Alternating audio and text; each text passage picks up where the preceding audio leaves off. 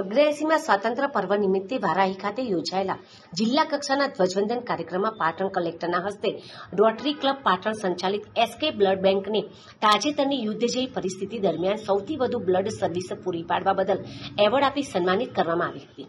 આ સન્માન rotary blood bank તરફથી ટ્રસ્ટી અને ટેકનિકલ સુપરવાઇઝર ડોક્ટર બાબુભાઈ પ્રજાપતિએ સ્વીકાર્યું હતું.